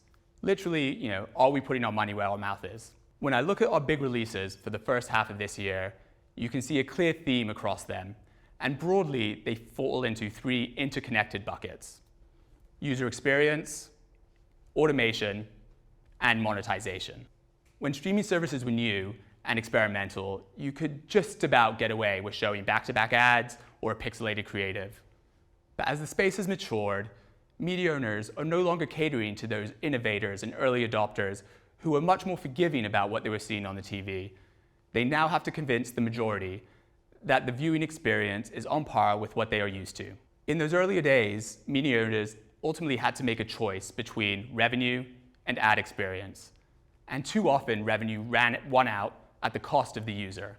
Fortunately, over the last 12 months, we've seen a marked shift, and the pendulum has swung in the opposite direction, with services focused on delivering a seamless user experience. Now, at SpringServe, the truth is, we don't believe that you should have to make a trade-off. As much as some people may advocate to go back to the good old days where things were simpler, with a handful of distribution channels and the ability to manually vet every single ad before it appears, The reality is, by giving consumers the ability to watch what they want, when they want, on more platforms than I care to count, this is simply impossible. The answer can't be limit where you distribute your content or only work with a single technology partner because that's the only way to make this work. The answer has to be to leverage technology to automate what was once manual, to enable you to take full advantage of this new evolving streaming ecosystem. The analogy that I've been using as of late is a chef would never serve a dish without knowing the ingredients that are in that. And in the same vein, a media owner should never have to deliver an ad break without knowing who the advertisers are. I don't want to belabor this analogy by comparing oversalting food to showing duplicate creatives, but at the end of the day, without visibility into what ads are available to play and at what price, you are forced into that horrendous trade-off that we discussed earlier. Without stealing the show from our head of product, I'm genuinely excited about what him and his team have been cooking up and about how his team have been addressing the current challenges to ensure customers can get the best of both worlds.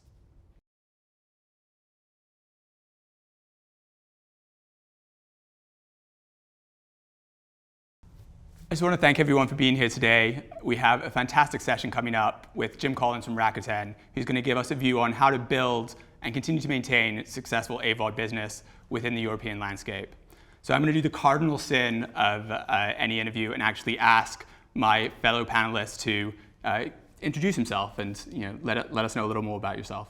Sure. So Jim Collins, I head up Raukten Advertising's media business outside of Japan. So that's helping monetize media platforms, Raukten TV, but also our mobile messaging app, Viber, another streaming app, Viki, as well as our e-commerce platforms as well. I've been with Raukten maybe 10 years or so, come from a very data-driven kind of background around attribution and marketing. My new role, though, has been really exciting over the last couple of years, has been integrating the media business into what it's been traditionally a very performance-driven business. We've been focusing on affiliate and performance marketing to this point, but now bringing in media and specifically monetizing our owned and operated platforms has been a really exciting role for the last couple of years. That's great, Jim. And selfishly, I'm probably going to focus most of this session around the CTV space because, of course, that's where we're partnered and that's what our focus has been. And in terms of kind of streaming and AVOD services, Raukten, I don't want to say is a dinosaur, but you've actually been in the market for a very long time and really kind of slowly built. It's one of those, a very slow overnight success, so to say. But it would be great to understand a little more about how Raukten TV came to be and what you guys have been focused on. Oh, for sure. So Raukten TV's been around about 10, 12 years, so I guess a long time in this industry. Based out of Spain, actually, originally called Wacky TV, was acquired by Raukten back in 2012. And you're right, it's not been an overnight kind of growth. We've grown steadily but surely across 42, 43 countries in Europe, so we're a European platform, and very much built on the TVOD model, so the transactional video on demand model. Built up a lot of very good studio content distribution partnerships. And then since, I think, late 2019, launched a free-to-watch service, so an AVOD, an advertiser-supported model, where we have continued to grow choice and access to content for viewers across Europe. And actually, it's kind of a great point. I don't think people necessarily appreciate, the different parts of a streaming business, kind of whether it's from the content side or the distribution side. Can you maybe just, let the audience know, who you have to work with to, operate a successful streaming company? Well, sure. Well, we've definitely not made it easy for ourselves. We're the only hybrid platform, so that's TVOD, SVOD, and AVOD platform that exists in Europe today across so many countries and markets. And you're right, it's complex. There's lots of things to think about. If you want, you can probably split that into two main areas. The first one is getting our platform and the content in front of people, distributing it in ways which are more and more used by viewers. And across Europe, our main way of doing that actually is to get partnerships with manufacturers of CTVs, make sure that we have a button on the remote control so that when someone buys a new TV, it's in front of them, they can press that button. It's not as simple as that though, because each market or each country in Europe has a different take-up of CTVs, different ways of viewing content. And we've done a lot of partnerships with other distributors like telcos with their set-top boxes and other kind of partnerships to make sure that we are in front of as many people as possible. But we need to balance that clearly with high-quality content, ensuring that we've got not just a balance of good, high-quality movies, series, and also TV, but stuff that advertisers want to associate their brands with. That's a difficult balance to do within our platform, just simply because we want to make sure that we've got a balance of good content that brands want to be in, but also balance that with our TVOD business as well. That makes a ton of sense.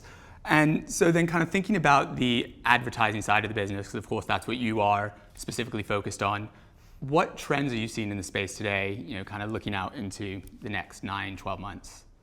Well, the first thing to say is, look, what we're building is an advertising business on TV. It's just a new generation of TV. Connected TV still provides the same, I guess, moment for viewers to watch content on the biggest screen in the house. The fact that it's now delivered via streaming services or OTT, to them is just another way of consuming that content. They're still sitting down with their families, their friends, to watch that. So we're very much selling the same advertising, TV advertising that the traditional sellers have been out there selling. And that means that we are not trying to invent a whole new aspect of advertising, just trying to do two things really. One is make sure that we maintain that brand safety for advertisers, that they know that what they're putting their advertising against is good quality content. But secondly, given the opportunity to reach that audience, which is now distinct. There's 20% of viewers now no longer watch traditional TV. If you want to reach them, you need to use services like Raukten TV to reach the streamers, or I think what was called a few years ago the cord cutters. Yeah, definitely the cord cutters. And of course you're selling TV, but being in a kind of connected TV space, brings additional, whether you say advantages or different signals that you can, use in that. So is there anything that is kind of specific to the CTV space that you've been taking to market, or kind of ways you've been leveraging, the ability that this is your kind of distribution method? Well, let's address what we think the longer term opportunity is, which is to be very specific about who you're showing advertising to. We're not quite there yet because of the nature of identifying users and having multiple people watching a TV in the same way that we do with digital marketing. So our heritage very much is understanding the right message to the right person at the right time. Which is obviously an old advertising way of approaching things. But right now, what we're concentrating on is making sure that we reach users in the right context. And that means what they're watching. So a lot of our effort is put into understanding the content that we've got, categorizing it in ways that advertisers understand the moment that viewers are in, whether it's a romantic comedy or an action film or reality TV, and trying to get them at the right time. We know from traditional TV and also from research we've done more recently that not only is there a better brand recognition and adherence if you get there at the right time, but also actually a better downstream propensity to purchase as well. And then is there, I guess outside of your kind of standard in-stream or your standard ad break, are there other areas that you're kind of utilizing to take advantage of having that kind of portal environment when people log into the Raukten TV application and start to look at other ways to engage with with the app as well as brands? Well, we're really keen to make sure that brands can make as much impact as possible on the viewer. That doesn't just mean watching the videos, but also maybe integrating into the application itself. We're starting to test and look at how we can bring advertising formats into the platform itself in a way that doesn't dilute the user experience. And that's a really important part of ensuring that we've got a balance here between not overloading advertising, whether it's the in-stream or whether it's what you might call traditional display or tile advertising within the platform. And we found that's a really important part for brands to come engage with. We're looking to make sure that we tread carefully there. We don't dilute, as I said, the user experience, the UX, and also everything else that we know downstream is really important to get viewers back to the platform. Definitely, and you kind of mentioned this earlier, but of course Raukten has a really rich heritage in performance advertising.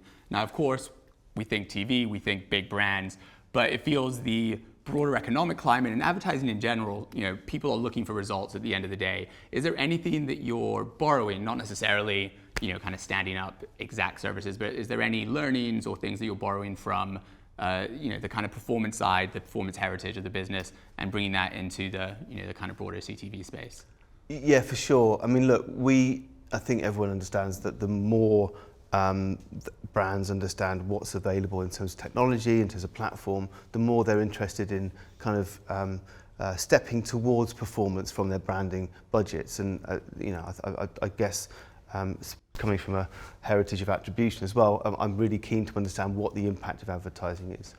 We're doing a couple of things. The first thing is that we want to make sure that we're really clear about the traditional metrics that you get from video. How many people have seen it, how often, viewability, etc. But also partnering with platforms that can provide us interactive advertising. The opportunity, I think, in front of us, and as we've seen it in the US as well, is to start bringing in call to actions on advertising. Some of that's as simple as adding a QR code in, right? So just making sure that you can start to understand for auto advertisers, just a scan code to find your local dealer to go test drive something. It does feel the pandemic's definitely brought the QR code back into full force, right? QR code's back, definitely, not just to order at the pub, but also to scan on the TV. So that multiple device piece is really useful for understanding direct action from advertising. And obviously, if you want to get to a point where you're tracking specifically the response, it's very easy from a QR code. I will say that we're heavily invested here. We have our own Raukten Pay app, which is also attached to a number of our performance advertisers, which allows us to not just create a connection between advertising and product, but also buy it, just straight off the screen. So that integration we're trialing out in Spain right now, but we intend to have a product out there that will allow advertisers to simple one-click buy from a QR code from our TV advertising. That's pretty unique to us. The next stage, which I know brands are really interested in and have been in the US for years, is like interacting with that advert, changing the product color or being able to scroll through some options using the remote control. That, I think, takes us into a slightly different phase, right? So it takes us from traditional TV into something that you can interact with. Your product can be seen and 360 or change colours with. So that, I think, is exciting. Also something on the roadmap that we expect to have second half of this year. It's great. A couple more questions on the advertising side, and then we can move on. One of the kind of promises, I'd say, with CTV was the ability for it to bring new advertisers into the space, perhaps people that were used to advertising in other digital, environments, had video assets, but, weren't necessarily comfortable standing up a kind of full linear TV ad spot. Are you seeing that? Are you seeing kind of new advertisers, coming and, being introduced to the world of TV through Raukten, or has it, have we not fulfilled on that promise quite yet? I don't think we're there yet. Okay. I think most of the advertisers we see are traditional TV advertisers, as I said. There is an opportunity as we go through this next phase of not just being able to reach exactly who you want to, but providing some pretty simple creative elements that will allow local small brands to start advertising. And we see it on our products in the US. You see across our Viki platform a lot more of the local advertisers on board. There is, as we talked about earlier, the difficulty of fragmented marketplaces in Europe, which makes it, I think, more difficult for truly local advertisers to get to a point of scale with connected TV. Yeah. Perfect. And then the last question, data versus contextual. You kind of touched on some of the contextual elements. Of course, when people hear CTV, when people hear digital, they think, data, that's what, people really want to use. How do you think about it? How do you balance it? Are those mutually exclusive? Do they kind of, operate together as one? There's no doubt that you can use them both. I think that, traditionally using third-party or first-party data to reach the people that you want to continues to be a great way of doing it. We've gone for the contextual one first to understand where that user is, where the viewer's in its emotional journey, if you like, to make sure that we can match that against brands. I don't think that's going to go away, if I'm honest with you. It's becoming a much more well-trodden path to go down the contextual route than the data one in CTV right now. There's questions about privacy, about identifiers, and about data that make it easier to identify who you are based on what you watch. But I do think there's a few steps coming up next. One is like everyone's doing it slightly differently, if I'm honest with you. So whether we're big players, small players in this area, you know, categorizing what that content is so that advertisers can truly interact with it in a standard way. I think that's going to be important in the next step. Getting to a point where we've understood, or from an advertiser's point of view, you can understand exactly what you're buying, content-wise, contextually-wise, I think needs someone to step in and standardise that taxonomy for people. That's great. And you know, at the beginning, you kind of mentioned that Raukten TV is in 42 countries, or well, I guess Raukten Advertising is in 42 countries.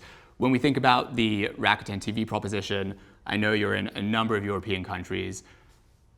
How do you think about kind of launching in a new market? You know, what comes first? I guess, you know, chicken and egg. Is it, you know, your content deals? Is it the you know, the distribution deals? You know, what's your planning look like? So there's three corners to that triangle, right? So there's content, there's distribution, and then there's monetization. You have to go first with content and distribution. You don't have a service unless you do that. Honestly, the trick that we have been trying to master is making the monetization follow as quickly as possible. Obviously, two ways of doing that. And I'll give you an example. We launched a bunch of exclusive channels in the Nordics this time last year. In a market where no one knows your name, it's very difficult to go and pre-sell a lot of the inventory until they've seen the product. Ensuring that the gap between the product being launched and being out there as much as possible with agencies and buyers to get the recognition of your product up as quickly as possible and then sell it. That's the trick in terms of making sure you can monetize as well as possible. We're still, look, I think, I'll be honest with you, I'm not sure if it's 42 or 43 countries, to be frank. By the time this airs, it will probably be 43, right? I'm sure. There are obviously challenges in different markets. It's not simple, Europe. Turns out that it's a bunch of different countries with different languages, different cultures, and different ways of watching TV. Don't tell our American bosses, or at least my American bosses, I don't know. So that does make it complicated. And look,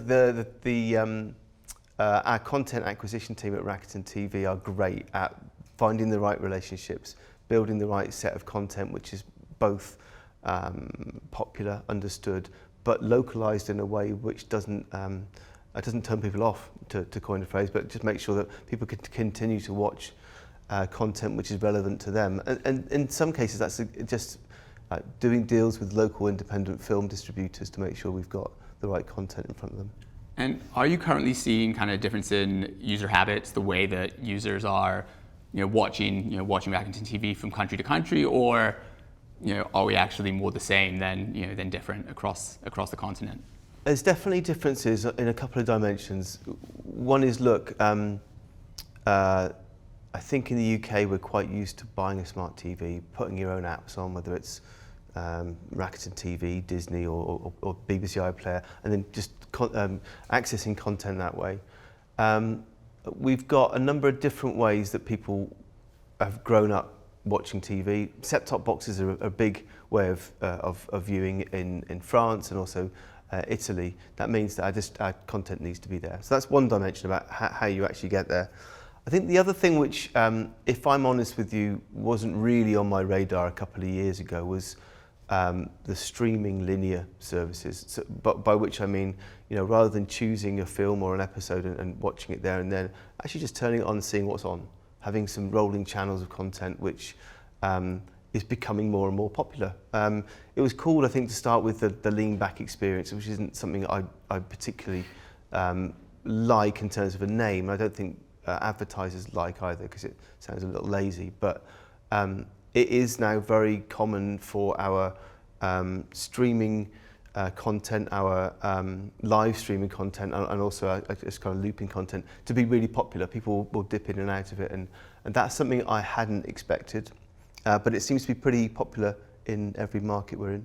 That's right. I remember looking at some stats at some point with regards to ad loads, and I always found it funny how in countries like Spain you'd see these peaks at 9 p.m. while in the UK it would be kind of 7 p.m. because clearly they're having more fun in that country and living life a little bit later, right? Yeah. Rather than us going to bed at kind of 9 p.m. or something. Exactly.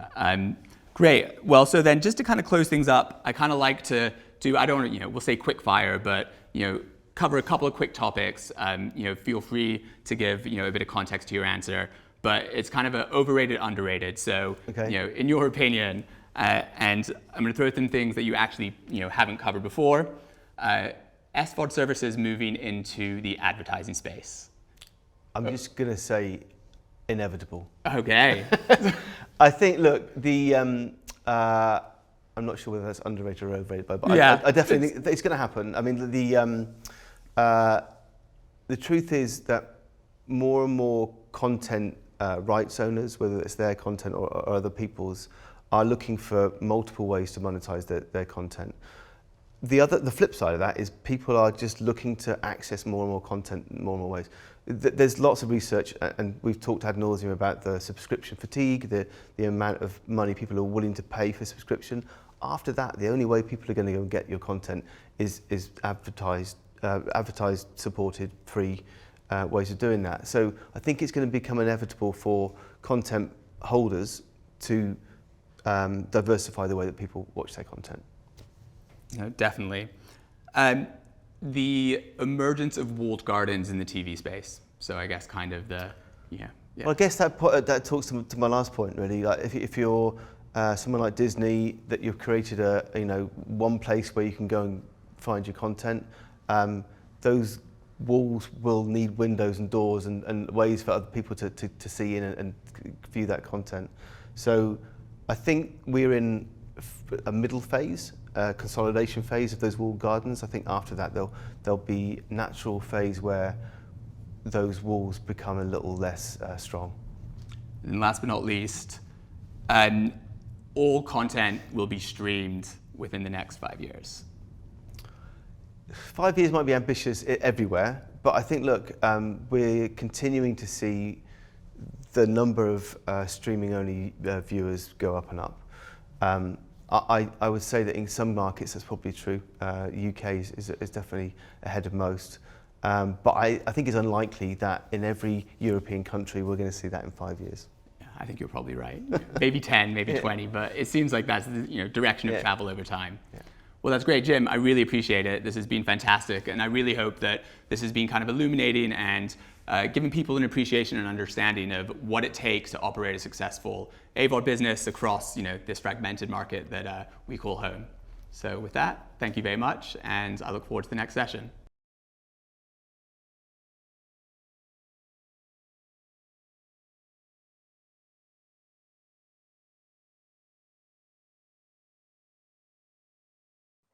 Hello, everyone, and thank you for joining us today. For those of you who I haven't met before, my name is Michael Barrett, and I am the President and CEO of Magnite. Thank you for joining eMpower, Magnite's first UK event in 2 years. I hope you enjoyed the sessions and will be able to use the insights from them to fuel your future success. As Claire Enders mentioned, advertisers and brands are investing in quality media to drive pricing power and profits. At Magnite, we share the belief that connected TV is at the forefront of brand advertising growth, made evident today through our comprehensive product roadmap. What makes Magnite the leading independent SSP is more than just our unparalleled access to inventory. It's also the industry-leading audience and targeting platform that we've built. We are incredibly grateful to our valued clients in the UK, including those who spoke at today's event, about how they are using various Magnite technologies to monetize their TV inventory across the UK and Europe. I'm pleased to wrap the event with an update on Magnite's business, following a particularly busy and exciting time for our company. Throughout our M&A over the past 2 years, Magnite has become a global omni-channel platform. While CTV and video are as important to Magnite as ever, we are committed to our roots as a scaled omni-channel SSP, a partner that makes it easier for sellers to monetize all ad formats and for buyers to reach audiences around the world. Our clients deserve a strong alternative to the walled gardens that dominate our industry. And we are that independent partner that is big enough to compete with these players, but is actually in it to help our clients succeed. For publishers, that means full access to our market-leading programmatic technology and the most experienced team in ad tech to help guide your advertising businesses. And for buyers, your advertising spend will go further on our platform with access to global scale, advanced brand and fraud protection, and a suite of programmatic buying tools to help advertisers find more of the audience they want. Focusing on Magnite's OTT and CTV strategy, the reality is that long-form video is quite different from display inventory. The landscape is complex, the content is highly produced, consumer behaviors are different from traditional media. CTV requires high-end, tailored capabilities to allow the sellers to monetize highly coveted inventory with an imperative to protect their consumer relationships. And buyers need a simple solution to unify real OTT and CTV inventory access with the tools to help them deliver smoothly on long-form video. This is what we are solving for at Magnite. The key investments we're making in our technology put more control into the seller's hands, while also the tools that drive better buying outcomes and enable buyers to consolidate spending through Magnite. The UK is at the forefront of growth and investment and has a strong heritage in advertising.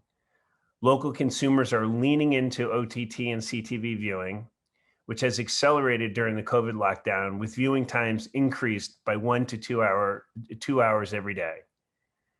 As Claire mentioned, BVOD will drive 99% of connected TV growth in the UK. Magnite is well positioned to support the fast-growing OTT and CTV market with our market-leading technology and a team of experts on the ground. Our commitment to driving the industry forward is reflected in our strong year-on-year revenue growth, underlining our position as the primary SSP of choice for such clients in the UK, including Samsung, Discovery, Pluto, and Spotify, to name a few. Under Rebecca Aker and Graham Lynch's leadership, we continue to build out an already strong and experienced team with additional headcounts and resources to further accelerate the market's growth and support our local buyers and sellers. I couldn't be more excited about the future of the business, particularly the UK market, and look forward to hosting this event live in London and meeting our clients again soon in person. In the meantime, please do not hesitate to reach out to the team or me with questions or feedback as we continue to build the future of programmatic advertising together. Once again, thank you so much for attending, and I look forward to seeing you all in person very soon.